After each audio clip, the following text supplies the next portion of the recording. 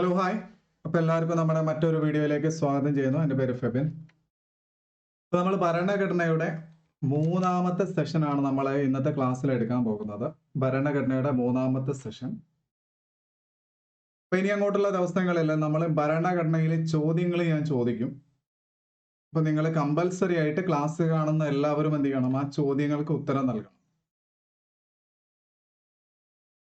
ഭരണഘടനാ നിർമ്മാണ സമിതി എങ്ങനെയാണ് രൂപം കൊണ്ടിരിക്കുന്നത്, അതുമായിട്ട് ബന്ധപ്പെട്ടിരിക്കുന്ന കാര്യങ്ങളെല്ലാം നമ്മൾ ഡിസ്കസ് ചെയ്തു. എത്ര അംഗങ്ങൾ ഉണ്ടായിരുന്നു, അതുമായിട്ട് ബന്ധപ്പെട്ടിരിക്കുന്ന കാര്യങ്ങൾ. ഇനി നമ്മൾ ഭരണഘടനാ നിർമ്മാണ സമിതിൻ്റെ അകത്തുള്ള മീറ്റിംഗ് തുടങ്ങിയത് എപ്പോഴും തുടങ്ങിയ കാര്യങ്ങളാണ് ഡിസ്കസ് ചെയ്യുന്നത്. അവസാന ക്ലാസ്സിൽ നമ്മൾ നിർത്തിയിരിക്കുന്നത് ഇവിടെ വെച്ചായിരുന്നു. ഭരണഘടന നിർമ്മിച്ചിരിക്കുന്നത് എവിടെ വെച്ചെന്ന് ചോദിച്ചാൽ ഭരണഘടനാ നിർമ്മാണ സമിതിയിൽ വെച്ചാണ്. നമ്മൾ ഓൾറെഡി ഡിസ്കസ് ചെയ്തു അല്ലെ. ഭരണഘടനാ നിർമ്മാണ സമിതി രൂപീകരിച്ചിരിക്കുന്ന 1946 ഡിസംബർ മാസം 6-ാം തീയതിയാണ് എന്തിട്ടുള്ളത് രൂപീകരിച്ചിരിക്കുന്നത്. ഫസ്റ്റ് മീറ്റിംഗ് 9 തിങ്കളാഴ്ച 11 മണിക്കാണ് എന്തായിട്ടുള്ളത് ഭരണഘടനാ നിർമ്മാണ സമിതിയുടെ പ്രഥമ സമ്മേളനം നടന്നിരിക്കുന്നത് 1946 ഡിസംബർ 9-ന്. ഭരണഘടനാ നിർമ്മാണ സമിതിയുടെ ആ സമ്മേളനം അവസാനിച്ചിരിക്കുന്നത് 1946 ഡിസംബർ 23. പ്രഥമ സമ്മേളനം അവസാനിച്ചിരിക്കുന്നതെന്ന് 1943 ഡിസംബർ 23. ഡിസംബർ 23 ഇടിയല്ലേ? ഓക്കെ. 9-ന് ആരംഭിച്ച് ഡിസംബർ 3-ന് അവസാനിപ്പിച്ചു പ്രഥമ സമ്മേളനം. നമുക്കറിയാം നമ്മളെയൊക്കെ നാട്ടിലെ ഒരു വലിയൊരു മീറ്റിംഗ് ഒക്കെ നടത്തുകയാണെങ്കിൽ ആ മീറ്റിങ്ങിനകത്ത് സംസാരിക്കാൻ വേണ്ടി എന്തായാലും ഒരാൾ ഉണ്ടാവുമല്ലോ അല്ലെ. തുടക്കം തന്നെ സംസാരിക്കാനൊക്കെ ഒരാളുണ്ടാവും അല്ലെ. അതുപോലെ തന്നെ നമ്മൾ അറിയാം ഏറ്റവും പ്രായമുള്ള ഒരു വ്യക്തിയാണ് നമ്മൾ എന്ത് ചെയ്യുക തൽക്കാലത്തേക്ക് ആ ഒരു മീറ്റിങ്ങിന്റെ ചെയർമാനായിട്ട് നമ്മുടെ കുടുംബത്തിലൊക്കെ ഉള്ള പ്രായമുള്ള വ്യക്തിയാണ് താൽക്കാലിക ചെയർമാനാക്കി ഇടവെക്കുക. അതുപോലെ തന്നെ നമുക്കറിയാം ഭരണഘടനാ നിർമ്മാണ സമിതിയുടെ മീറ്റിംഗ് ആദ്യത്തെ മീറ്റിംഗ് നടന്നിരിക്കുന്നത് എപ്പോഴാ? 9 ഡിസംബർ അല്ലേ? യെസ്, നമുക്കറിയാം 9 ഡിസംബർ ആണ്. അന്ന് ഭരണഘടനാ നിർമ്മാണ സമിതിയിൽ ആദ്യമായിട്ട് അഭിസംബോധന ചെയ്തിരിക്കുന്ന വ്യക്തി ആരാണെന്ന് ചോദിച്ചാൽ ആചാര്യ JB കൃപലാനി. ആചാര്യ എഴുതി വെച്ചോളാം. ആചാര്യ JB കൃപലാനിയാണ് എന്ത് ചെയ്തിട്ടുള്ളത് ആദ്യമായിട്ട് അഭിസംബോധന ചെയ്തിരിക്കുന്ന വ്യക്തി ആരാണെന്ന് ചോദിച്ചാൽ എന്ത് പറഞ്ഞേക്കണം?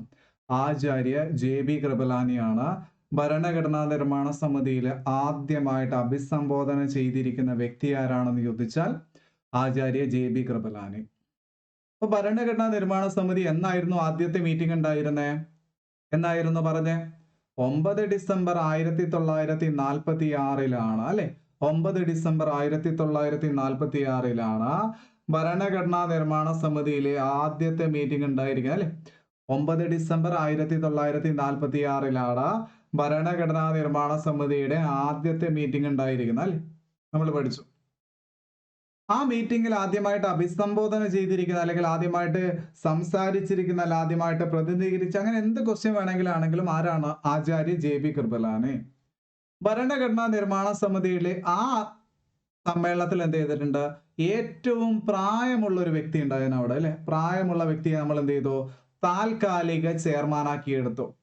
അദ്ദേഹത്തിന്റെ പേര് ഡോക്ടർ സച്ചിദാനന്ദ സിൻഹ. എന്നായിരിക്കും താൽക്കാലിക ചെയർമാനാക്കിയിട്ടുണ്ടാവുക? ഭരണഘടനാ നിർമ്മാണ സമിതിയുടെ ആദ്യത്തെ മീറ്റിംഗിലല്ലേ? അപ്പൊ എന്നാണ് ആദ്യത്തെ മീറ്റിംഗ്? 1946 ഡിസംബർ 9-ന്. അപ്പൊ ഭരണഘടനാ നിർമ്മാണ സമിതിയിൽ ആദ്യമായിട്ട് അഭിസംബോധന ചെയ്തിരിക്കുന്ന ആചാര്യ JB കൃപലാനി എന്ന അഭിസംബോധന ചെയ്തിരിക്കുന്നേ ആദ്യത്തെ മീറ്റിംഗിലല്ലേ? ആണല്ലോ. ആണ്. എന്നാണ്? 1946 ഡിസംബർ 9. നമുക്കറിയാം, നമ്മൾ പഠിച്ചു അല്ലേ. 6 ഡിസംബർ 1946 ഭരണഘടനാ നിർമ്മാണ സമിതി നിലവിൽ വന്നു എന്ന് പറഞ്ഞു അല്ലെ. അവിടുന്ന് 3 ദിവസം കഴിയുമ്പോഴേക്കല്ലേ ഫസ്റ്റ് മീറ്റിംഗ് ഉണ്ടായേ? ഫസ്റ്റ് മീറ്റിംഗ് അവസാനിച്ചിരിക്കുന്ന ഒരു 3 തന്നെയല്ലേ? 23 ഡിസംബർ 23. ഓർമ്മയില്ലേ? അപ്പം ഏറ്റവും പ്രായമുള്ള വ്യക്തി ആരാണെന്നും ഭരണഘടനാ നിർമ്മാണ സമിതിയുടെ താൽക്കാലിക അധ്യക്ഷൻ ആരാണെന്നും ചോദിച്ചാൽ എന്ത് പറഞ്ഞേക്കണം? അത് രണ്ടും ഒരാൾ തന്നെയാണ്, ഡോക്ടർ സച്ചിദാനന്ദ സിൻഹ. ഡോക്ടർ സച്ചിദാനന്ദ സിൻഹ എന്ത് ചെയ്തിട്ടുണ്ട്? ഭരണഘടനാ നിർമ്മാണ സമിതിയുടെ താൽക്കാലിക അധ്യക്ഷനായിട്ട് തെരഞ്ഞെടുത്തു. നമ്മൾ പറഞ്ഞു ഭരണഘടനാ നിർമ്മാണ സമിതിയിൽ ആദ്യത്തെ മീറ്റിംഗിൽ 207 അംഗങ്ങളാണ് ഉണ്ടായിട്ടുള്ളത്. അതിൽ 9 വനിതകൾ ഉണ്ടായിരുന്നു എന്ന് നമ്മൾ ഓൾറെഡി പറഞ്ഞു അല്ലെ? നമ്മൾ പഠിച്ചതാണ്, എല്ലാവരും പഠിച്ചതാണ്, ഓർമ്മയുണ്ട്. അപ്പം ഭരണഘടനാ നിർമ്മാണ സമിതിയിൽ മീറ്റിംഗ് നമുക്ക് താൽക്കാലിക ചെയർമാനെ നമ്മൾ തെരഞ്ഞെടുക്കുന്നത് എന്തിനാ? ഒരു സ്ഥിരം അധ്യക്ഷനെ തെരഞ്ഞെടുക്കാൻ വേണ്ടിയിട്ടല്ലേ? ആണ്. അപ്പൊ നമുക്കറിയാം, നമ്മൾ പ്രോട്ടോം സ്പീക്കർ ഒക്കെ തെരഞ്ഞെടുക്കാറുണ്ടല്ലോ, അത് പോണ തന്നെ നമുക്കറിയാം എന്ത് ചെയ്തിട്ടുണ്ട്, ഭരണഘടനാ നിർമ്മാണ സഭയുടെ സ്ഥിരം അധ്യക്ഷനെ തെരഞ്ഞെടുക്കാൻ വേണ്ടിയിട്ട് നമ്മൾ താൽക്കാലിക ചെയർമാനെ തെരഞ്ഞെടുത്തു അല്ലെ? ഭരണഘടനാ നിർമ്മാണ സമിതിയിലെ സ്ഥിരം പ്രസിഡന്റായിട്ട്, സ്ഥിരം അധ്യക്ഷനായിട്ട് ഡോക്ടർ രാജേന്ദ്ര പ്രസാദിനെ തെരഞ്ഞെടുത്തോ? പരസ്പരം മാറിപ്പോവല്ലേ, മാറിപ്പോവാതെ അങ്ങ് പഠിച്ചേക്കണം കേട്ടോ, പരസ്പരം മാറിപ്പോവാതെ അങ്ങോട്ട് എന്ത് ചെയ്തിരിക്കണം, പഠിച്ചിരിക്കുക. അപ്പൊ ഭരണഘടനാ നിർമ്മാണ സമിതിയിലെ സ്ഥിരം അധ്യക്ഷൻ ആരായിരുന്നു എന്ന് ചോദിച്ചാല് ഡോക്ടർ രാജേന്ദ്ര പ്രസാദ്. ഭരണഘടനാ നിർമ്മാണ സമിതിയിലെ താൽക്കാലിക ചെയർമാൻ ആരാണെന്ന് ചോദിച്ചാൽ എന്ത് പറയണം? അത് സച്ചിദാനന്ദ സിൻഹ. ഇപ്പം ഭരണഘടനാ നിർമ്മാണ സമിതിയുടെ നമ്മൾ പറഞ്ഞു എന്നാ തെരഞ്ഞെടുത്തിട്ടുള്ളത്? 1946 ഡിസംബർ 11. പഠിച്ചോളണം കേട്ടോ. നമ്മളിപ്പം 3 ഡേറ്റുകൾ പഠിച്ചില്ലേ? 1946 ഡിസംബർ 6 ഭരണഘടനാ നിർമ്മാണ സമിതി നിലവിൽ വന്നു. 1946 ഡിസംബർ 9 ഭരണഘടനാ നിർമ്മാണ സമിതിയുടെ ഫസ്റ്റ് മീറ്റിംഗ് വിളിച്ചു. ആ ഫസ്റ്റ് മീറ്റിംഗിൽ നമ്മൾ എന്താ പഠിച്ചിരിക്കുന്നേ? ഭരണഘടനാ നിർമ്മാണ സമിതിയിലെ ഏറ്റവും പ്രായമുള്ള വ്യക്തിയായ സച്ചിദാനന്ദ സിൻഹയെ താൽക്കാലിക ചെയർമാനാക്കി വെച്ചു. ആചാര്യ ജബരി കൃപലാനി എന്ത് ചെയ്തിട്ടുണ്ട്? ആദ്യമായിട്ട് അഭിസംബോധന ചെയ്തിരിക്കുന്നത് അന്നപ്പോഴാണ്. ഭരണഘടനാ നിർമ്മാണ സമിതിയിൽ നമ്മൾ പിന്നെ പഠിച്ചു 11 ഡിസംബർ 1946 എന്തുണ്ടായി? ഭരണഘടനാ നിർമ്മാണ സമിതിയുടെ സ്ഥിരം അധ്യക്ഷനായി ആരെ തെരഞ്ഞെടുത്തു? ഡോക്ടർ രാജേന്ദ്ര പ്രസാദിനെ തെരഞ്ഞെടുത്തു അല്ലെ? ഡോക്ടർ രാജേന്ദ്ര പ്രസാദിനെ നമ്മൾ തെരഞ്ഞെടുത്തു. ഇതൊരു റീസെന്റ് നമുക്ക് സെക്രട്ടറി അസിസ്റ്റന്റ് ചോദിച്ചിരിക്കുന്ന the name of the president of constituent assembly. ആരാ ഭരണഘടനാ നിർമ്മാണ സമിതിയിലെ പ്രസിഡന്റ് ആരാണെന്ന് ചോദിച്ചാലും നമുക്കറിയാം ആരാ പ്രസിഡന്റ് ആരാണെന്ന് ചോദിച്ചാൽ മറ്റേ ടെമ്പററി ചെയർമാൻ തന്നെ ചോദിക്കും കേട്ടോ. താൽക്കാലിക ചെയർമാൻ ആരാണെന്ന് തന്നെ ചോദിക്കും. ഇത് പ്രസിഡന്റോ അധ്യക്ഷനോ എങ്ങനെ വേണമെങ്കിലും ചോദിച്ചോട്ടെ. നമുക്കറിയാം ഉത്തരം എന്താണ്? ഡോക്ടർ രാജേന്ദ്ര പ്രസാദ് കേട്ടോ. സച്ചിദാനന്ദ സിൻഹ എന്ന് അവർ ഓപ്ഷനിൽ കൊടുത്തിട്ടുണ്ടല്ലോ. എന്തുകൊണ്ടാ? അവർക്കറിയാം നെഗറ്റീവ് മാർക്ക് വേണമെങ്കിൽ സച്ചിദാനന്ദ സിൻഹയെ തരണം. പക്ഷെ നമ്മളെ ക്ലാസ് കേൾക്കുന്നവർ ഒരിക്കലും നെഗറ്റീവ് ഉണ്ടാക്കില്ല. എന്താ? നമ്മളെ ക്ലാസ്സിൽ നമ്മൾ എന്ത് ചെയ്യും? PSC നെഗറ്റീവായിട്ട് ചോദിക്കുന്നത് നമ്മൾ എന്ത് ചെയ്യും? ആദ്യം അങ്ങോട്ട് പഠിച്ചേക്കും അല്ലേ? നമ്മൾ എന്ത് ചെയ്യും? ആദ്യം അങ്ങോട്ട് പഠിച്ചേക്കും. റെഡി ആണല്ലോ? ആദ്യം നമ്മൾ അങ്ങോട്ട് പഠിക്കാൻ പോവാണ്. റെഡി അല്ലേ? യെസ്. ഇനി അടുത്ത ക്വസ്റ്റ്യനിലേക്ക് നമ്മൾ പോവാണ് അല്ലേ? അപ്പൊ നമ്മൾ എന്ത് പറഞ്ഞു? ഓക്കെ, ഭരണഘടനാ നിർമ്മാണ സമിതിയിൽ അംഗങ്ങളുടെ എണ്ണമൊക്കെയാണ്. അപ്പൊ നമുക്ക് എന്ത് ചെയ്യാന്ന് വെച്ചാൽ ഓക്കെ, ഞാൻ അത് എടുക്കുന്നതിന്റെ മുമ്പ് എന്ത് ചെയ്യാം, ഇതൊന്ന് കംപ്ലീറ്റ് ചെയ്യാം. അപ്പം ഭരണഘടനാ നിർമ്മാണ സമിതിയിൽ നമ്മൾ പറഞ്ഞു 6 ഡിസംബർ 9 ഡിസംബർ 11 ഡിസംബർ പഠിച്ചല്ലോ. ഭരണഘടനാ നിർമ്മാണ സമിതിയിൽ ഒരു ഉപാധ്യക്ഷനുണ്ട്, vice president of constituent assembly. ഉപാധ്യക്ഷൻ എന്ന് പറഞ്ഞാൽ വൈസ് പ്രസിഡന്റ് അല്ലെ? ഭരണഘടനാ നിർമ്മാണ സമിതിയിലെ ഉപാധ്യക്ഷൻ ആരാണെന്ന് ചോദിച്ചാൽ HC Mukherjee, VT Krishnamachari. HC Mukherjee, VT Krishnamachari. ഭരണഘടനാ നിർമ്മാണ സമിതിയിലെ ഉപാധ്യക്ഷൻ ആരാണ്? 2 പേരുണ്ട് കേട്ടോ. 2 പേരുണ്ട്. ആരൊക്കെയാ? ഭരണഘടനാ നിർമ്മാണ സമിതിയുടെ ഉപാധ്യക്ഷൻ എന്നറിയപ്പെടുന്ന HC മുഖർജിയും VT കൃഷ്ണമാചാരിയും. HC Mukherjee, VT Krishnamachari. ഭരണഘടനാ നിർമ്മാണ സഭയുടെ സെക്രട്ടറി ആരാണെന്ന് ചോദിച്ചാൽ HVR അയ്യങ്കാർ. ഭരണഘടനാ നിർമ്മാണ സമിതിയിലെ സെക്രട്ടറി ആരാണെന്ന് ചോദിച്ചാൽ എന്ത് പറയണം? HVR അയ്യങ്കാർ ആണ് കേട്ടോ. HVR അയ്യങ്കാർ. ഭരണഘടനാ നിർമ്മാണ സമിതിയിൽ നമ്മൾ പറഞ്ഞിട്ടുണ്ട് ആദ്യമായിട്ട് അഭിസംബോധന ചെയ്തിരിക്കുന്ന വ്യക്തി ആചാര്യ JB കൃപലാനിയിലെ. ഭരണഘടനാ നിർമ്മാണ സമിതിയിൽ ആദ്യമായിട്ട് അഭിസംബോധന ചെയ്തിരിക്കുന്ന വ്യക്തി ആരാണെന്ന് ചോദിച്ചാൽ എന്ത് പറഞ്ഞേക്കണം? അത് ആചാര്യ JB കൃപലാനി അല്ലെ? ആചാര്യ JB കൃപലാനി. അപ്പം ഭരണഘടനാ നിർമ്മാണ സമിതിയിൽ മറന്നു പോകേണ്ട ഡേറ്റുകൾ മനസ്സിലേക്ക് ഓർത്തിരുന്നോളാം. 1946 ഡിസംബർ 6 രൂപീകരിച്ചു. 9 ഫസ്റ്റ് മീറ്റിംഗ്, ആചാര്യ JB കൃപലാനി, സച്ചിദാനന്ദ സിൻഹയെ തെരഞ്ഞെടുത്തു. അവിടെ നിന്ന് പിന്നെ എന്ത് ചെയ്തിട്ടുണ്ട്? 9 കഴിഞ്ഞ് 9ന്റെ ആ മീറ്റിംഗ് 23-നാണ് അവസാനിച്ചത്. നമ്മളത് പഠിച്ചു. 11 ഡിസംബർ 1946 ഭരണഘടനാ നിർമ്മാണ സമിതിയുടെ സ്ഥിരം അധ്യക്ഷനായി ഡോക്ടർ രാജേന്ദ്ര പ്രസാദിനെ തെരഞ്ഞെടുത്തു. ഭരണഘടനാ നിർമ്മാണ സമിതിയുടെ ഉപാധ്യക്ഷന്റെ പേരെന്താ? കമന്റ് ചെയ്തോ. HC Mukherjee, VT Krishnamachari, രണ്ടുപേരുണ്ടല്ലോ. ഭരണഘടനാ നിർമ്മാണ സഭയുടെ സെക്രട്ടറിയുടെ പേരെന്താ? HV അയ്യങ്കാർ. ഭരണഘടനാ നിർമ്മാണ സമിതി ആദ്യമായിട്ട് അഭിസംബോധന ചെയ്തിരിക്കുന്ന വ്യക്തി ആരാ? ആചാര്യ JB കൃപലാനി അല്ലേ. ഇനി നമുക്കറിയാം, നമ്മൾ BN റാവുവിനെ കുറിച്ച് പറഞ്ഞിട്ടുണ്ടായിരുന്നോ? ഞാൻ പറഞ്ഞുതരാം. ഓക്കെ, അപ്പം നമുക്കറിയാം ഭരണഘടനാ നിർമ്മാണ സമിതിയില് ചീഫ് ഡ്രാഫ്റ്റ്സ്മാൻ ആരാണെന്ന് ചോദിച്ചാൽ തെറ്റിപ്പോകരുത്, ഇതുപോലെ തന്നെ പഠിച്ചിരിക്കണം. ഭരണഘടനാ നിർമ്മാണ സമിതിയിലെ ചീഫ് ഡ്രാഫ്റ്റ്സ്മാൻ ആരാണെന്ന് ചോദിച്ചാൽ എന്ത് പറയണം? SN മുഖർജി. ഭരണഘടനാ നിർമ്മാണ സമിതിയിലെ ചീഫ് ഡ്രാഫ്റ്റ്സ്മാൻ ആരാണെന്ന് ചോദിച്ചാൽ SN മുഖർജി. ഭരണഘടനയുടെ ഡ്രാഫ്റ്റ് തയ്യാറാക്കിയിരിക്കുന്നത് ആരാണെന്ന് ചോദ്യം വന്നാൽ എന്ത് പറഞ്ഞേക്കണം? അത് BN റാവു ആണ് കേട്ടോ. ഞാനത് പറഞ്ഞുതരാം. ഭരണഘടനയുടെ ചീഫ് ഡ്രാഫ്റ്റ്സ്മാൻ ആരാണെന്ന് ചോദിച്ചാൽ അത് SN മുഖർജി. ഭരണഘടനയുടെ ഡ്രാഫ്റ്റ് തയ്യാറാക്കിയിരിക്കുന്ന വ്യക്തി ആരാണ്? ഡ്രാഫ്റ്റ് തയ്യാറാക്കിയിരിക്കുന്ന നക്കൽ എന്നാ മലയാളത്തിൽ പറയാം. ഭരണഘടനയുടെ നക്കൽ തയ്യാറാക്കിയിരിക്കുന്ന വ്യക്തി ആരാണെന്ന് ചോദിച്ചാൽ എന്ത് പറഞ്ഞേക്കണം? അത് BN റാവു ആണ്. മാറിപ്പോകരുത്, നെഗറ്റീവ് മാർക്ക് വരും. PSC ചോദിക്കും നെഗറ്റീവായിട്ട്. ഇന്ത്യൻ ഭരണഘടന എഴുതി തയ്യാറാക്കി അഥവാ കയ്യെഴുത്ത് പതി തയ്യാറാക്കിയിരിക്കുന്ന വ്യക്തി ആരാണെന്ന് ചോദിച്ചാൽ എന്ത് പറയണം? പ്രേം ബിഹാരി നരേൻ റൈസ്ത. ഇന്ത്യൻ ഭരണഘടനയുടെ കയ്യെഴുത്ത് പതി തയ്യാറാക്കിയിരിക്കുന്ന വ്യക്തി ആരാണെന്ന് ചോദിച്ചാൽ എന്ത് പറഞ്ഞേക്കണം? അത് പ്രേം ബിഹാരി നരേൻ റൈസ്തയാണ് അല്ലേ. പ്രേം ബിഹാരി നരേൻ റൈസ്ത. മനസ്സിലായോ? പ്രേം ബിഹാരി നരേൻ റൈസ്തയാണ് ഇന്ത്യൻ ഭരണഘടനയുടെ കയ്യെഴുത്ത് പതി തയ്യാറാക്കിയിരിക്കുന്ന വ്യക്തി ആരാണ്? പ്രേം ബിഹാരി നരേൻ റൈസ്ത എന്ന് ഓർത്തിരിക്കുക കേട്ടോ. പ്രേം ബിഹാരി നരേൻ റൈസ്ത. റെഡിയാണല്ലോ? പ്രേം ബിഹാരി നരേൻ റൈസ്ത എന്ന് ഓർത്തിരിക്കുക. അദ്ദേഹമാണ് എന്തായിട്ടുള്ളത്? ഭരണഘടനയുടെ കയ്യെഴുത്ത് പതി തയ്യാറാക്കിയിരിക്കുന്നത്. ഇന്ത്യൻ ഭരണഘടനയുടെ ഹിന്ദി പതിപ്പ് തയ്യാറാക്കിയിരുന്ന ഹിന്ദി മാലും എന്ന് പറയുന്ന ജഗതി ചേട്ടന്റെ ഓർമ്മ ഉണ്ടല്ലോ അല്ലെ. യെസ്, ദുഷ്മൻ. അപ്പൊ നമ്മൾ പറയാം ഹിന്ദി എന്ന് പറയുമ്പോൾ ഒരു ഹിന്ദി പേര് വേണ്ടേ? ഓക്കെ, ഇന്ത്യൻ ഭരണഘടനയുടെ കയ്യെഴുത്ത് പതി ഹിന്ദിയിൽ തയ്യാറാക്കിയിരിക്കുന്നത് വസന്ത് കൃഷ്ണ. ഇന്ത്യൻ ഭരണഘടനയുടെ കയ്യെഴുത്ത് പതി ഹിന്ദിയിൽ തയ്യാറാക്കിയിരിക്കുന്ന വ്യക്തി ആരാണെന്ന് ചോദിച്ചാൽ Vasant Krishna.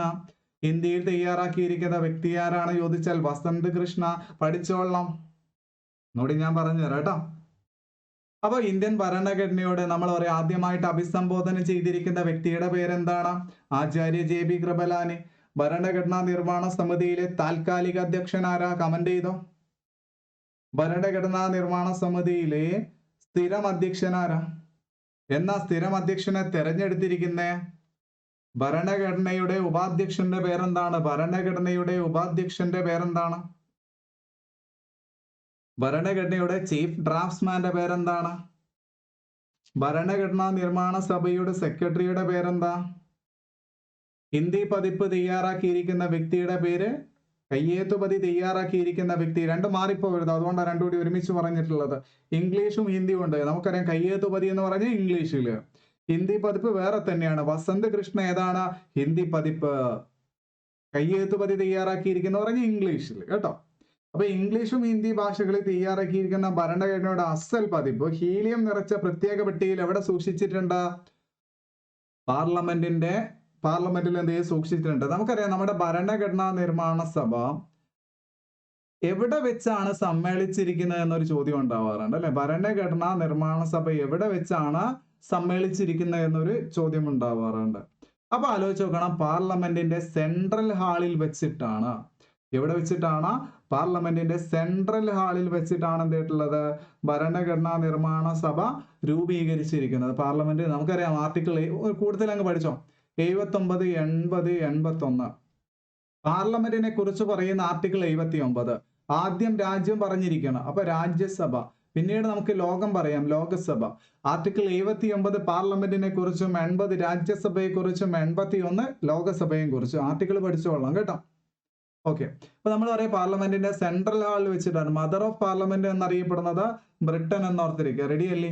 Okay, mother of parliament എന്നറിയപ്പെടുന്ന ഏതാണ്? ബ്രിട്ടൻ എന്നോർത്തിരിക്കുക. റെഡി? യെസ്. അപ്പൊ നമ്മൾ ഓർത്തിരിക്കേണ്ടത് എന്താണ്? Yes, mother of parliament British parliament ആണ്. ലോകത്തിലെ ഏറ്റവും വലിയ പാർലമെന്റ് ഏതാണ് ചോദിച്ചാൽ എന്താ പറയണം? ആൽത്തിങ് ആണ് കേട്ടോ. സോറി, ആൽത്തിങ് എന്താണ്? ലോകത്തിലെ ഏറ്റവും പഴക്കമുള്ള പാർലമെന്റ്. ആൾത്തിങ് ഏതാണെന്ന് ചോദിച്ചാൽ ALTHING, അഥവാ ഐസ്ലാൻഡിന്റെ അകത്തുള്ളതാണ്, ഐസ്ലാൻഡിലുള്ളതാണ് എന്തായിട്ടുള്ളത് ഈ ആൾത്തിങ് എന്ന് പറയുന്ന പാർലമെന്റ്. ലോകത്തിലെ ഏറ്റവും പഴക്കമുള്ള പാർലമെന്റ് ആണ്. ലോകത്തിലെ ഏറ്റവും വലുത് ഏതാ? നാഷണൽ പീപ്പിൾ കോൺഗ്രസ് ചൈന കേട്ടോ. ഏതാണ്? National people Congress China. National people Congress ഏതാണ്? ചൈന എന്ന് ഓർത്തിരിക്കുക. National people Congress China. Clear അല്ലേ? ഇപ്പൊ നാഷണൽ പീപ്പിൾ കോൺഗ്രസ് ചൈന എന്നത് ഓർത്തിരിക്കുക. ഓക്കെ ആണോ? റെഡി അല്ലേ?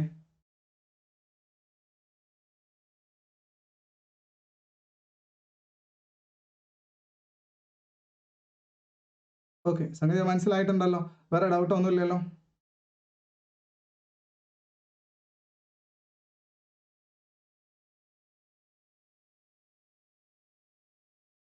Okay, yes. അപ്പൊ നമ്മൾ ഓർത്തിരിക്കുക അത്രയും കാര്യങ്ങൾ. നമുക്ക് ബാക്കി എന്ത് ചെയ്യാം, പാർലമെന്റ് എങ്ങനെയാണ്, ഏത് വർഷമാണെന്നൊക്കെ നമുക്ക് ആ ഏരിയ എടുക്കുമ്പോൾ എന്ത് ചെയ്യാം, കംപ്ലീറ്റ് ആയിട്ട് പറഞ്ഞു പോകാം കേട്ടോ. പക്ഷെ പറഞ്ഞിരിക്കാം. അപ്പൊ നമ്മൾ എന്ത് ചെയ്യുന്നുണ്ട്, ഇനി നമ്മൾ കുറച്ച് പേരെ കൂടി നമ്മൾ പഠിക്കാൻ പോവാണ് കേട്ടോ. അപ്പൊ ഇത് എന്ത് ചെയ്യണമെന്ന് പറഞ്ഞാൽ, നമുക്ക് ഇനിയുള്ള മാർക്കുകൾ എന്ന് പറഞ്ഞാൽ നമുക്ക് PSC കൊടുക്കാനുള്ളതല്ല. PSC നമുക്ക് എന്ത് ചെയ്യാം, ഫ്രീ ആയിട്ട് കൊടുക്കാനുള്ളതല്ല അല്ലെ. നമ്മൾ എന്ത് ചെയ്തിരിക്കണം എന്ന് പറഞ്ഞാൽ, നമ്മൾ എന്ത് ചെയ്യാം, നമ്മൾ അതങ്ങ് ഉറപ്പിച്ച് അങ്ങ് പഠിച്ചുകൊണ്ടിരിക്കണം. മനസ്സിലായോ? നമ്മൾ ഉറപ്പിച്ചിട്ട് അങ്ങോട്ട് പഠിച്ചുകൊണ്ടിരിക്കുക അല്ലെ. യെസ്, ഉറപ്പിച്ച് എങ്ങനെയാ പഠിച്ചുകൊണ്ടിരിക്കേണ്ടത്? ഒരു മാർക്ക് നമ്മൾ ഇനി PSC വെറുതെ കൊടുക്കൂല എന്ന് തീരുമാനിക്കുക. ഓക്കെ ആണല്ലോ? ഓക്കെ, അപ്പൊ ഓർത്തിരുന്നോളാം, ഭരണഘടനാ നിർമ്മാണ സമിതിയില് മലയാളികളുടെ എണ്ണം ചോദിച്ചാൽ 17 ആണ്. ഭരണഘടനാ നിർമ്മാണ സമിതിയിലെ മലയാളികളുടെ എണ്ണം ചോദിച്ചാൽ 17 മലയാളികളാണ് ഭരണഘടനാ നിർമ്മാണ സമിതിയിൽ അംഗമായിരിക്കുന്ന മലയാളികളുടെ എണ്ണം. അപ്പൊ നമ്മളെ കുറച്ചു പേരുടെ മനസ്സിലേക്കെങ്കിലും വന്നിട്ടുണ്ടാവില്ലേ, ആ മൊത്തം 17 സ്ത്രീകളല്ലായിരുന്നു ഉണ്ടായിരുന്നേ? അതെ, ഭരണഘടനാ നിർമ്മാണ സമിതിയിൽ മൊത്തം 17 സ്ത്രീകളാണ് ഉണ്ടായിരുന്നത്. മൊത്തം 17 മലയാളികളും ഉണ്ടായിട്ടുണ്ട്. 17 സ്ത്രീകളിൽ 3 മലയാളി സ്ത്രീകൾ ഉണ്ടായിരുന്നു. അവരെയാണ് നിങ്ങളിപ്പം കണ്ടുകൊണ്ടിരിക്കുന്നത് അല്ലെ. ആനി മസ്ക്രീൻ, അമ്മു സ്വാമിനാഥൻ, ദാക്ഷായണി വേലായുധൻ. മനസ്സിലായോ? ഭരണഘടനാ നിർമ്മാണ സമിതിയിലെ മലയാളികളുടെ എണ്ണം ചോദിച്ചാൽ 17. ഭരണഘടനാ നിർമ്മാണ സമിതിയിൽ മലയാളി സ്ത്രീകളുടെ എണ്ണം ചോദിച്ചാൽ 3. ആരൊക്കെയായിരുന്നു? അമ്മു സ്വാമിനാഥൻ, ആനി മസ്ക്രീൻ, ദാക്ഷായണി വേലായുധൻ. ഭരണഘടനാ നിർമ്മാണ സമിതിയിൽ നമുക്കറിയാം, ഇന്ത്യയിൽ ആദ്യമായി SC/ST woman passed pre degree in India. ഇന്ത്യയിൽ ആദ്യമായി പ്രീ ഡിഗ്രി പാസ് ആയിരിക്കുന്ന SC/ST വുമൺ ആരാണ് ചോദിച്ചാൽ ദാക്ഷായണി വേലായുധൻ. റെഡിയല്ലേ? അപ്പം ഭരണഘടനാ നിർമ്മാണ സമിതിയിലെ മലയാളികളുടെ എണ്ണം 17. ടോട്ടൽ സ്ത്രീകൾ 17. 17ന്റെ അകത്ത് 3 സ്ത്രീകൾ എന്ത് ചെയ്തിട്ടുണ്ട്, മലയാളികളാണ്. അമ്മു സ്വാമിനാഥൻ, ആനി മസ്ക്രീൻ, ദാക്ഷായണി വേലായുധൻ. അമ്മു സ്വാമിനാഥൻ, ആനി മസ്ക്രീൻ, ദാക്ഷായണി വേലായുധൻ. ഇനി നമുക്കറിയാം 17 ആളുകളില്ലേ, ഒരു കോംപ്രമൈസും ഇല്ല കേട്ടോ ആ കാര്യത്തില്. പഠിച്ചിരിക്കണം. നാളത്തെ ക്ലാസ്സിലേക്ക് വരുമ്പം ഈ 17 പേരെ എന്ത് ചെയ്യണം, നിങ്ങൾ പഠിച്ചിരുന്നോളാം കേട്ടോ. ഒന്ന്, തിരുവിതാംകൂറിൽ നിന്ന് എത്ര പേരാ? 6 പേര് തിരുവിതാംകൂർ. എന്റെ ക്ലാസ്സിന്റെ അകത്ത് ഞാൻ ഒരാളെയും പഠിക്കാതെ വിടല്ല കേട്ടോ. അതുകൊണ്ട് ഉറപ്പായിട്ട് പഠിച്ചു വരണം. 6 പേര് തിരുവിതാംകൂർ. തിരുവിതാംകൂറിൽ നിന്ന് 6 പേര്. ആരൊക്കെയാ? Pattom Thanu Pillai, R Shankar, PS Nataraja Pillai, Annie Mascarene, KA Muhammad, PT Chacko. അപ്പം ഭരണഘടനാ നിർമ്മാണ സമിതിയിലെ മലയാളി സാന്നിധ്യം ആരൊക്കെയാണ്? എഴുതി വെച്ച പഠിച്ചോളണം. Pattom Thanu Pillai, R Shankar, PS Nataraja Pillai, Annie Mascarene, Annie Mascarene, KA Muhammad, PT Chacko. അപ്പൊ എത്ര പേരാ? 6 പേര് തിരുവിതാംകൂറിൽ നിന്ന് വേണം അല്ലെ. 6 പേര് തിരുവിതാംകൂറിൽ നിന്ന്. പിന്നീട് നമുക്കറിയാം, അടുത്ത് നമ്മൾ നോക്കുന്നത് കൊച്ചിയിൽ നിന്ന് ഒരാള്, യുണൈറ്റഡ് പ്രൊവിൻസിൽ നിന്ന് ഒരാള്. കൊച്ചിയിൽ നിന്ന് ആരാ? പനമ്പള്ളി ഗോവിന്ദമേനോൻ. കൊച്ചിയിൽ നിന്ന് പനമ്പള്ളി ഗോവിന്ദമേനോൻ. യുണൈറ്റഡ് പ്രൊവിൻസിൽ നിന്ന് ആരാണ്? ജോൺ മത്തായി. യുണൈറ്റഡ് പ്രൊവിൻസിൽ നിന്ന് ജോൺ മത്തായി അല്ലെ. അപ്പം ഭരണഘടനാ നിർമ്മാണ സഭയിലെ മലയാളിയുടെ സാന്നിധ്യം എത്ര പേരാ മലയാളികൾ ഉണ്ടായിരുന്നെ? 17 മലയാളികളുണ്ട്. ഭരണഘടനാ നിർമ്മാണ സമിതിയിൽ മലയാളികളുടെ വനിതകളുടെ എണ്ണം 3. ആനി മസ്ക്രീൻ, അമ്മു സ്വാമിനാഥൻ, ദാക്ഷായണി വേലായുധൻ. തിരുവിതാംകൂറിൽ നിന്ന് എത്ര പേരാ? ക്ലാസ്സിൽ തന്നെ പഠിക്കാൻ പറ്റുന്നവരൊന്ന് ട്രൈ ചെയ്ത് നോക്കിയ. ഒന്ന് Pattom Thanu Pillai, R Shankar, PS Nataraja Pillai, Annie Mascarene, KA Muhammad, PT Chacko. ഒന്ന് ട്രൈ ചെയ്ത് നോക്കിയ. പട്ടം താണുപിള്ള, R ശങ്കർ. 2 പഠിച്ചോളൂ. പട്ടം താണുപിള്ള, ആർ ശങ്കർ. പഠിച്ചോ? ഇനി P S Nataraja Pillai, Annie Musk. P S Nataraja Pillai, Annie Musk. അങ്ങനെ എന്ത് ചെയ്യണം? അങ്ങനെ നമ്മൾ 4 എണ്ണം പറയുമ്പോൾ 4 കൂടിയും പറയാം. Pattom Thanu Pillai, R Shankar, P S Nataraja Pillai, Annie മസ്ക്. കെ എ മുഹമ്മദും പി ടി ചാക്കയും കൂടി ഉൾപ്പെടുത്താം. K A Muhammad, P T Chacko. അപ്പൊ തിരുവിതാംകൂറിൽ നിന്ന് എത്ര പേരാണ്? 6 പേര്. കൊച്ചിയിൽ നിന്ന് ഒരാൾ പനമ്പള്ളി ഗോവിന്ദമേനോൻ, യുണൈറ്റഡ് പ്രൊവിൻസിൽ നിന്ന് ഒരാൾ ജോൺ മത്തായി. അപ്പൊ നമ്മളെ മനസ്സിലേക്ക് യുണൈറ്റഡ് പ്രൊവിൻസ് കേൾക്കുമ്പോൾ എപ്പോഴോ പഠിച്ചിട്ടുണ്ടല്ലോ അല്ലേ? യെസ്, മനസ്സിലോ? ലഡുപൊട്ടി എന്ന് പറയുമ്പോൾ ഭരണഘടനാ നിർമ്മാണ സമിതിയിലേക്ക് ഏറ്റവും കൂടുതൽ അംഗങ്ങളെ തെരഞ്ഞെടുത്തിട്ടുള്ള പ്രൊവിൻസ് ഏതാണെന്ന് ചോദിച്ചാൽ യുണൈറ്റഡ് പ്രൊവിൻസിൽ നിന്നാണ് 55 പേര്. നമ്മൾ പഠിച്ചില്ലേ? പഠിച്ചിട്ടുണ്ടല്ലോ. ഉണ്ട്. എല്ലാവരും പഠിച്ചു അല്ലെ? യെസ്. അപ്പം ഭരണഘടനാ നിർമ്മാണ സഭയില് മലയാളി സാന്നിധ്യം ആരൊക്കെയാണെന്ന് ചോദിച്ചാൽ എന്ന് പറയണം. ഓക്കെ, ഇത്രയും പേര് പഠിച്ചു അല്ലെ? ഇനി തീർന്നില്ല കേട്ടോ. ഇനി നമുക്ക് ഒരു മദ്രാസും കൂടി പഠിക്കാനുണ്ട്. മദ്രാസ് സംസ്ഥാനം ഉൾപ്പെട്ട മലബാറിനെ പ്രതിനിധീകരിച്ചിരിക്കുന്ന പേര് എത്ര പേരെന്ന് ചോദിച്ചാൽ 9 പേരാണല്ലോ കേട്ടോ. ഒന്ന് അമ്മു സ്വാമിനാഥൻ, ദാക്ഷായണി വേലായുധൻ. അമ്മു സ്വാമിനാഥനും ദാക്ഷായണി വേലായുധനും മദ്രാസിൽ നിന്ന്. തിരുവിതാംകൂറിൽ നിന്നാണ് ആനി മസ്ക്രീൻ ഉണ്ടായിട്ടുള്ളത്. സ്പെഷ്യൽ ആയിട്ട് പഠിച്ചേക്കണം കേട്ടോ. അവരെവിടുന്നാണ്? അമ്മു സ്വാമിനാഥനും ദാക്ഷായണി വേലായുധനും ഒരു സ്ഥലം. അവരെവിടെയാ? മദ്രാസ്, അഥവാ മദ്രാസ് സംസ്ഥാനത്തിൽ ഉൾപ്പെട്ടിരിക്കുന്ന മലബാറിനെ പ്രതിനിധീകരിച്ചിരിക്കുന്നത്. ഇനി മൂന്നാമത്തത് എ കെ മേനോൻ ആണ് മൂന്നാമത്തത്. നാലാമത്തത് ആരാണ്? ബി എ പോക്കർ സാഹിബാണ് നാലാമത്തത്. ബി എ പോക്കർ സാഹിബ് കേട്ടോ. ബി കെ പോക്കർ സാഹിബ് ബഹദൂർന്നും കൂടി ഉണ്ട് കേട്ടോ. ഇനി K T M Muhammad Ibrahim അഞ്ചാമത്തത്. അപ്പം ബി പോക്കർ സാഹിബ് ബഹദൂറും അഞ്ചാമത്തത് കെ ടി എം മുഹമ്മദ് ഇബ്രാഹിമാണ്. ആറാമത്തത് ഇസ്മായിൽ സാഹിബ്. ഇനി നമ്മൾ ഏഴാമത്തെ നോക്കുകയാണ് കേട്ടോ. ഏഴാമത്തെ ആരാ? പി കുഞ്ഞിരാമൻ. എട്ടാമത്തെ ആരാണ്? അബ്ദുൽ സത്താർ ഹാജി. ഒമ്പതാമത്തതോ? കെ മാധവ മേനോൻ കേട്ടോ. ഒമ്പതാമത്തത് കെ മാധവ മേനോൻ. അപ്പൊ ഒന്നുകൂടി ഓർത്തിരുന്നോളൂ. അപ്പൊ എന്താ ഓർത്തിരിക്കേണ്ടത്?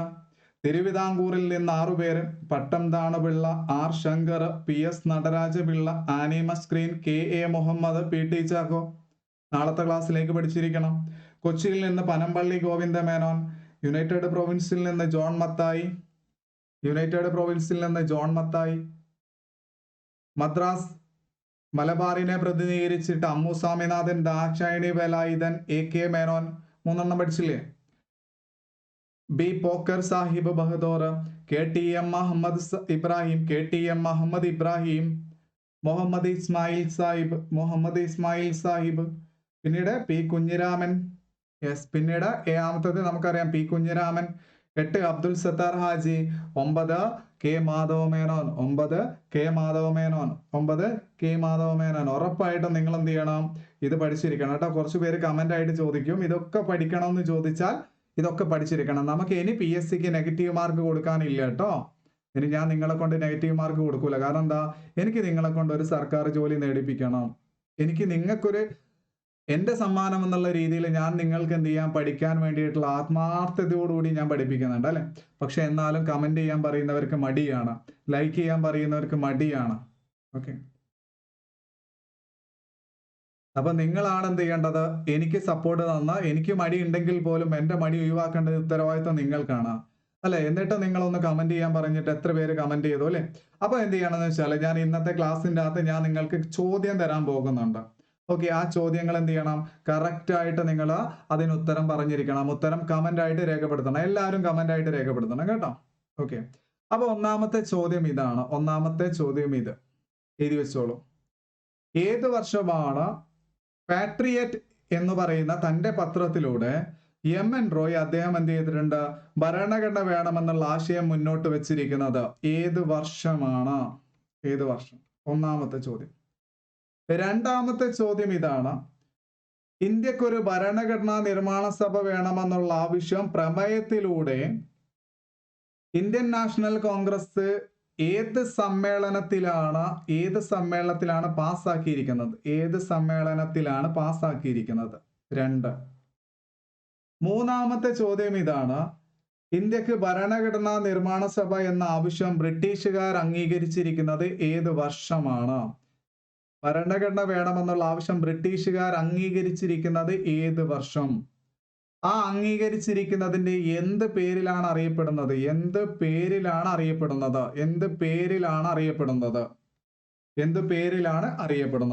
ഇത്രയും കാര്യങ്ങൾ എന്ത് ചെയ്യണം? കമന്റ് ആയിട്ട് എല്ലാവരും ചെയ്തിരിക്കണം കേട്ടോ.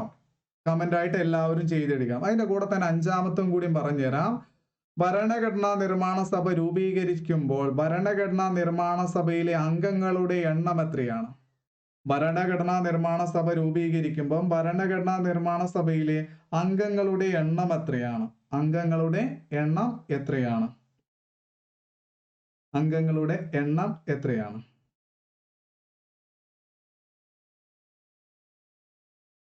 യെസ്, ക്ലിയർ ആണല്ലോ. എപ്പോഴാണ് അംഗങ്ങളുടെ എണ്ണം എന്നതാണ് ചോദ്യമായിട്ടുള്ളത്. എപ്പോഴാണ് അംഗങ്ങളുടെ എണ്ണം?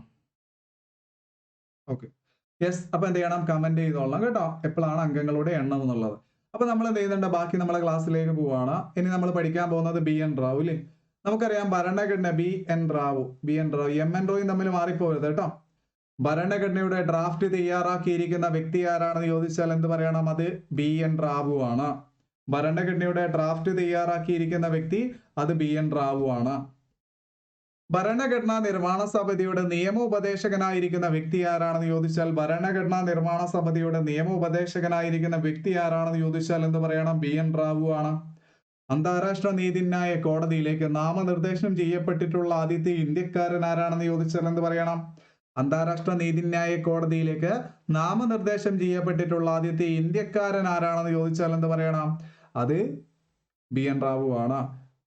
മ്യാൻമർ ഭരണഘടനാ നിർമ്മാണ സമിതിയിലേക്ക് ഉപദേശകനായി തെരഞ്ഞെടുത്തിരിക്കുന്ന ഇന്ത്യക്കാരൻ ആരാണെന്ന് ചോദിച്ചാലോ മ്യാൻമർ ഭരണഘടനാ നിർമ്മാണ സമിതിയിലേക്ക് തെരഞ്ഞെടുക്കപ്പെട്ടിട്ടുള്ള ഇന്ത്യക്കാരൻ ആരാണെന്ന് ചോദിച്ചാലും എന്ത് പറഞ്ഞേക്കണം? അത് ആരാണെന്ന് ചോദിച്ചാൽ എന്ത് പറഞ്ഞേക്കണം? അതും ബി എൻ റാവു ആണ് കേട്ടോ. അതും ബി എൻ റാവു എന്നോർത്തിരിക്കുക കേട്ടോ. അതും ബി എൻ റാവു ആണ്. ഓക്കെ അല്ലേ? ക്ലിയർ? എന്തെങ്കിലും ഡൗട്ട് ഉണ്ടോ? ഓക്കെ, ഡൗട്ട് ഉണ്ടെങ്കിൽ പറഞ്ഞേക്കണം കേട്ടോ. ഓക്കെ, അപ്പം ബി എൻ റാവുവിന്റെ ഒന്നുകൂടി പറഞ്ഞു തരണം. ഭരണഘടനയുടെ ഡ്രാഫ്റ്റ്. ഇവിടെ നമുക്ക് ഡൗട്ട് വരാനുള്ള ഒരു കാര്യം, ഓപ്ഷൻ്റെ അകത്ത് നിങ്ങൾക്ക് ഡ്രാഫ്റ്റ്സ്മാൻ്റെ കൊടുത്താൽ മറന്നു പോകരുത് കേട്ടോ. ഓർത്തിരുന്നോളാം. ഡ്രാഫ്റ്റ്സ്മാൻ ആരാ? S N Mukherjee. എന്താ? എസ് എൻ മുഖർജി ഡ്രാഫ്റ്റ്സ്മാൻ ആണ്. ഭരണഘടനയുടെ ഡ്രാഫ്റ്റ് എന്ന് പറഞ്ഞാൽ നക്കൽ തയ്യാറാക്കിയില്ലേ? നക്കൽ അത് തയ്യാറാക്കിയിരിക്കുന്നത്. ഡ്രാഫ്റ്റ്സ്മാൻ എന്ന് പറഞ്ഞാൽ വേറെ തന്നെയാണ് കേട്ടോ. രണ്ടും മാറിപ്പോവരുത്. അതുകൊണ്ടാണ് രണ്ടും ഓർമ്മിച്ച് പറഞ്ഞിരുന്നത്. ഭരണഘടനയുടെ ഡ്രാഫ്റ്റ്സ്മാൻ ആരാണ്? S N Mukherjee. ഡ്രാഫ്റ്റ് തയ്യാറാക്കിയിരിക്കുന്നത് അത് ബി എൻ റാവു ആണ്. അന്താരാഷ്ട്ര നീതിന്യായ കോടതിയിലേക്ക് നാമനിർദ്ദേശം ചെയ്യപ്പെട്ടിട്ടുള്ള ആദ്യത്തെ വ്യക്തി ആരാണെന്ന് ചോദിച്ചാൽ എന്ത് പറയണം? അത് ബി എൻ റാവു ആണ്. മ്യാൻമാർ ഭരണഘടനാ നിർമ്മാണ സമിതിയുടെ ഉപദേശകൻ ആരാണെന്ന് ചോദിച്ചാലും നമ്മുടെ ഭരണഘടനാ നിർമ്മാണ സമിതിയുടെ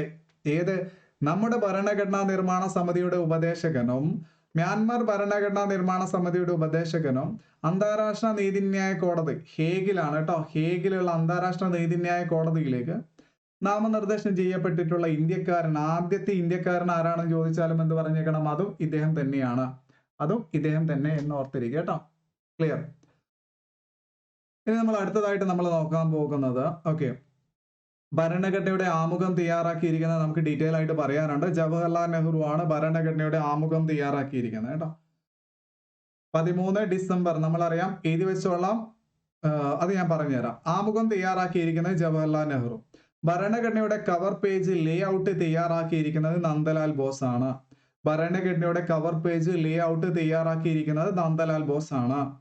ഭരണഘടനാ നിർമ്മാണ സഭയിലെ ആംഗ്ലോ ഇന്ത്യൻ പ്രതിനിധികൾ ആരൊക്കെയാണ്? Frank Anthony, S H Prater, M V N Collins. ഭരണഘടനാ നിർമ്മാണ സമിതിയിലെ ആംഗ്ലോ ഇന്ത്യൻ പ്രതിനിധികൾ ആരാണ്? Frank Anthony, S H Prater, M V N Collins. ഭരണഘടനാ നിർമ്മാണ സമിതിയിലെ ആംഗ്ലോ ഇന്ത്യൻ പ്രതിനിധികൾ ആരാണെന്ന് ചോദിച്ചാൽ എന്ത് പറഞ്ഞേക്കണം? ആംഗ്ലോ ഇന്ത്യൻ പ്രതിനിധികൾ ആരാണ്? Frank Antony, SH പ്രാറ്റർ, MVN Collins. കാരണം എന്താ, ഇപ്പം ഭരണഘടനാ നിർമ്മാണ സമിതിയിൽ ആംഗ്ലോ ഇന്ത്യൻ ഉണ്ടോ? അല്ല, നമ്മുടെ പാർലമെന്റിൽ ആംഗ്ലോ ഇന്ത്യൻ പ്രതിനിധികൾ നിർത്തിയിട്ടുണ്ട്, നമ്മൾ ഒഴിവാക്കിയിട്ടുണ്ട്. ഞാനത് പറഞ്ഞുതരാം കേട്ടോ. ഭരണഘടനാ നിർമ്മാണ സഭയിലെ പാഴ്സി പ്രതിനിധികൾ ആരൊക്കെയാണെന്ന് ചോദിച്ചാൽ HB മോദി,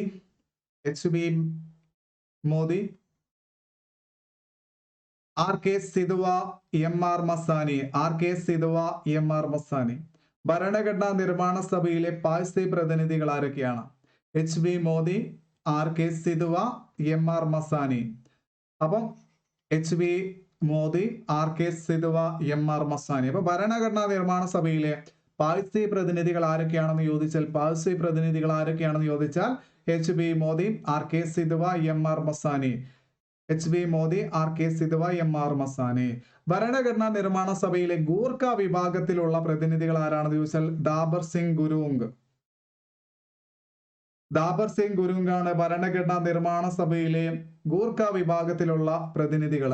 ഈ പ്രതിനിധികൾ എല്ലാവരെയും നിങ്ങൾ പഠിച്ചിരിക്കണം. കാരണം ഇനി നിങ്ങളെ കൊണ്ട് ഒരു മാർക്ക്, നെഗറ്റീവ് മാർക്ക് കൊടുക്കാനോ, ഒരു മാർക്ക് നിങ്ങൾ PSC ചോദിക്കുന്ന ചോദ്യങ്ങൾ പഠിക്കാതിരിക്കാനോ പാടില്ല. അതുകൊണ്ട് എൻ്റെ ഒരു പ്രസ്റ്റീജിന്റെ ഇഷ്യൂ ആണ്.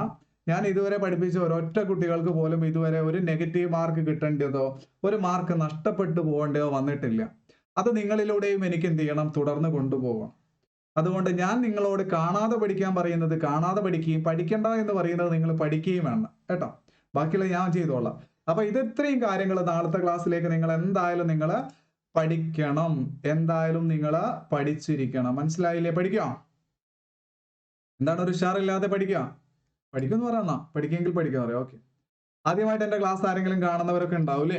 അപ്പൊ നിങ്ങൾ എന്ത് ചെയ്യണം എന്ന് പറഞ്ഞാൽ, ഇവിടെ ഒരു ചുവന്ന ബെൽ ബട്ടൺ കാണുന്നുണ്ടോ? സർ കാണുന്നുണ്ട്. അതെ, നിങ്ങൾക്ക് ഈ ഒരു ഏരിയയിലായിട്ട് ഒരു ചുവന്ന ബട്ടൺ കാണുന്നില്ല? ഉണ്ടോ? അത് ഞെക്കി പൊട്ടിച്ചോളൂ കേട്ടോ. അത് ഞെക്കിയാൽ സബ്സ്ക്രൈബ്ഡ് എന്ന് കാണാം. അതൊന്ന് ഞെക്കിയിട്ട് എന്ത് ചെയ്യാം, അവിടെ ഒരു ബെൽ ബട്ടൺ ഇങ്ങനെ കാണുന്നുണ്ടോ? സർ കാണുന്നുണ്ട്. ഓക്കെ, ആ ബെൽ ബട്ടൺ ക്ലിക്ക് ചെയ്തിട്ട് ഓൾ എന്ന് കൊടുക്കുക. മറന്നു പോവാതെ ലൈക്ക് അടിച്ചേക്കണം കേട്ടോ. ലൈക്ക് അടിക്കാത്തവർ ലൈക്ക് അടിച്ചേക്കണം. നിങ്ങളുടെ അഭിപ്രായം നിങ്ങൾ എന്താണെങ്കിലും ചീത്ത വെച്ചിട്ട് ബാക്കിയുള്ള എല്ലാ കാര്യങ്ങളും നിങ്ങൾക്ക് പറയാം കേട്ടോ.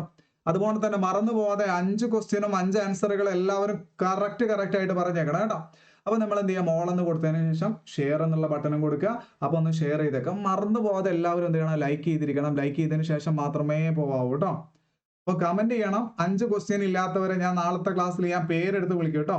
അപ്പൊ ആരൊക്കെയാ പറഞ്ഞിരിക്കുന്നതെന്ന് ഞാൻ പറഞ്ഞുതരും കേട്ടോ. അപ്പൊ നിങ്ങൾ എന്ത് ചെയ്യണം, എല്ലാവരും ഉത്തരം കമന്റ് ആയിട്ട് ചെയ്തിരിക്കണം. നിങ്ങൾക്കൊരു മാർക്കിന്, നിങ്ങൾക്കൊരു ജോലിക്കാന്നുള്ള ഒരു ഉത്തമ ബോധം ഉണ്ടായിരിക്കും കേട്ടോ. അപ്പൊ നമുക്ക് മറ്റൊരു ക്ലാസ്സുമായിട്ട് കാണാം. It's me signing off. Thank you so much.